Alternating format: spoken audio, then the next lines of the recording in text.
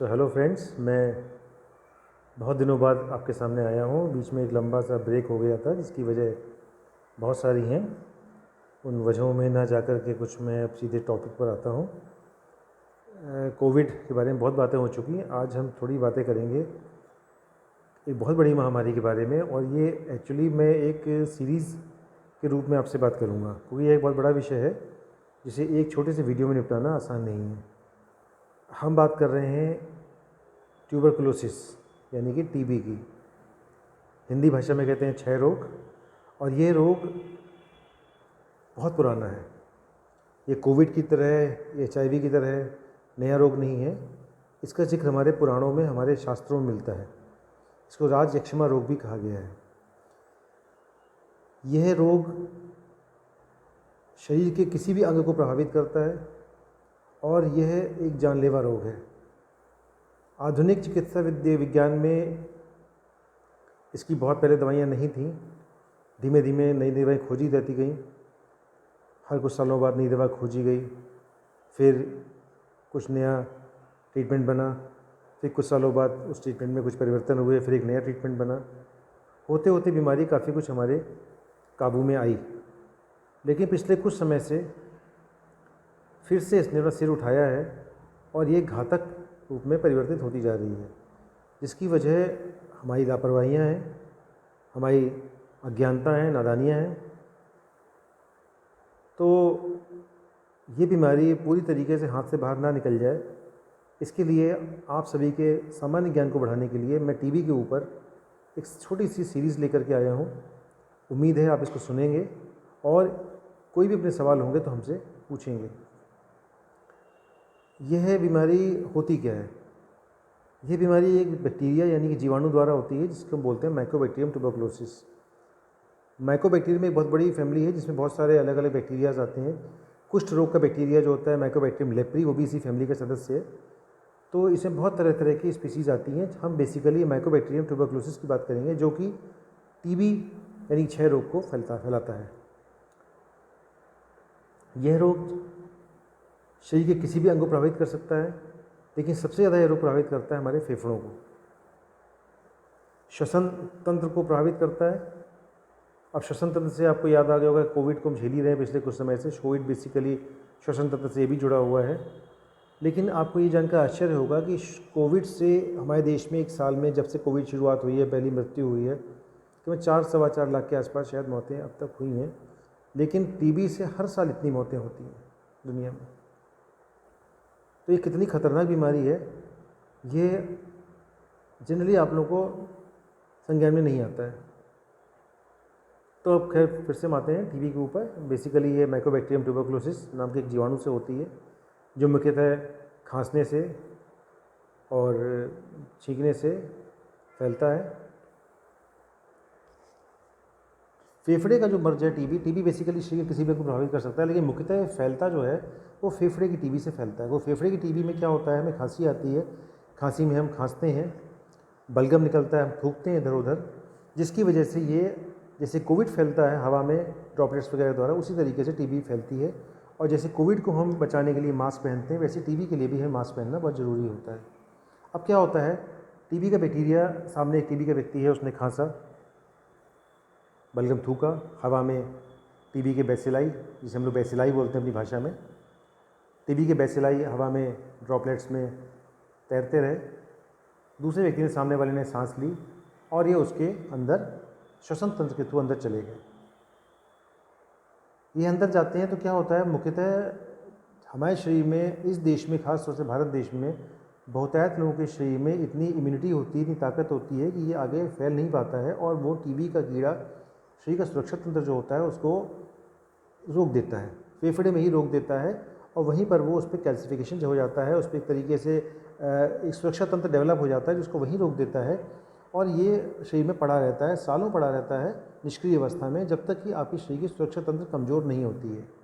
अब सुरक्षा तंत्र अगर कमज़ोर हो रही है तो फिर से हमें सिर उठाता है और फिर ये टीबी बीमारी करता है। तो मुख्यतः हमें ये समझना बहुत ज़रूरी है कि शरीर में टीबी का कीड़ा या टीबी का बैक्टीरिया या बैसिलस जाना ही टीबी नहीं है। टीबी अंदर जाना ही कीड़ा जाना ही टीबी नहीं है, जब तक वो अंदर जाकर के बीमारी फैलाए ना, अंदर वो ग्रो ना करे, अंदर उसको फैलने के लिए पूरा माहौल ना मिले, पूरा श्वसन तंत्र कमज़ोर ना हो, तब तक वो फैलेगा नहीं और वो शरीर में बना रहेगा। इसको हम टीबी का इन्फेक्शन कहते हैं। अब जब बीमारी फैलती है, जब वहाँ कीड़ा अंदर गया और हमने उसे रोका, हमारा श्वसन तंत्र उसको रोक नहीं पाया और शरीर में वो फैल गया, शरीर में उसने अपनी प्रक्रियाएं, अपनी गतिविधियां चारों तरफ फैलाने की कोशिश करी, तब इसको जब बीमारी अपने रूप में आई तब इसको बोलते हैं डिजीज़। तो इन्फेक्शन ही डिजीज़ नहीं है। डिजीज़ तब होती है जब कीड़ा अपनी पूरी फॉर्म में आता है। और उसको जब टीबी किसी को होती है तो उसके बहुत सारे लक्षण होते हैं। फेफड़े की टीबी हो सकती है, आपकी आंतों की टीबी हो सकती है, दिमाग की टीबी हो सकती है, हड्डी की टीबी हो सकती है। इनफैक्ट शरीर में किसी भी अंग की टीबी आपको हो सकती है।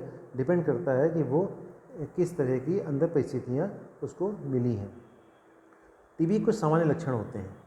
मैं ये लक्षण पूरे शरीर की टीबी के बारे में बता रहा हूँ, फिर अलग अलग अंगों के हिसाब से हम उसको डिस्क्राइब करेंगे या बताएंगे।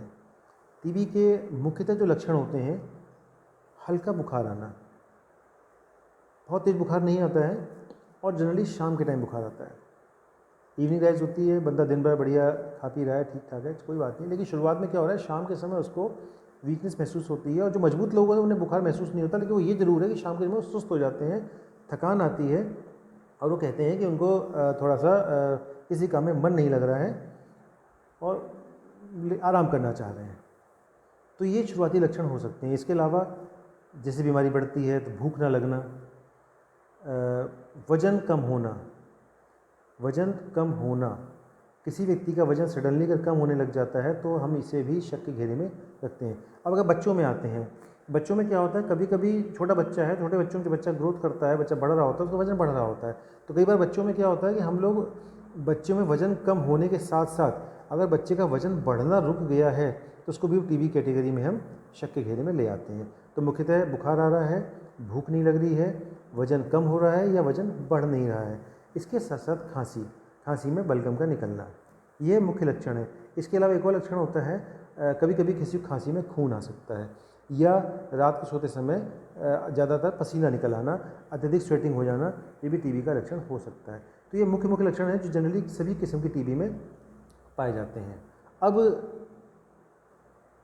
इसमें करना क्या है हमें? देखिए, जब भी इस तरह के लक्षण आपको आ रहे हों, खांसी आ रही हो, बलगम आ रहा हो, खांसी में खून आ रहा हो, बुखार आ रहा हो, भूख नहीं लग रही हो, वज़न कम हो रहा हो, ये कुछ खास लक्षण हैं। तो ऐसी स्थिति में आपको अपने डॉक्टर के पास जाना है और अपनी समस्या बतानी है, इसको हल्के में नहीं लेना है। एक बात हमेशा याद रखिए, लोग कहते हैं खांसी आ रही, 2 हफ्ते से ऊपर खांसी हो, टीबी हो सकती है, बिल्कुल हो सकती है, लेकिन खांसी केवल टीबी में नहीं आती है, खांसी बहुत सी बीमारियों में और आती है। तो एकदम से घबराना नहीं है। हाँ, सही, आप डॉक्टर के पास जाइए, अपनी समस्या बताइए और जैसा वो आपको बताएगा वैसे वर्कअप करिए।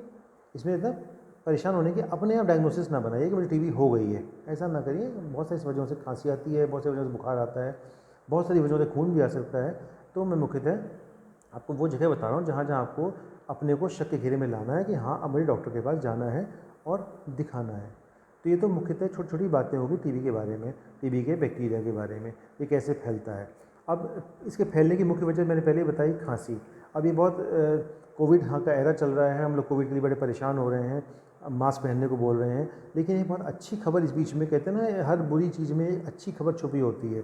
तो अच्छी खबर ये छुपी हुई है इसमें कि लोग टीबी के भय से तो मास्क नहीं पहनते थे, ना सरकार ने कभी इतना तीव्र अभियान चलाया, ना पब्लिक समझी। हम तो बहुत समझाते थे, मैं तो अपने हर बच्चे को समझाया करता था, लेकिन पब्लिक मास्क नहीं पहनती थी। इवन टीबी के मरीज़ भी मास्क नहीं पहनते थे।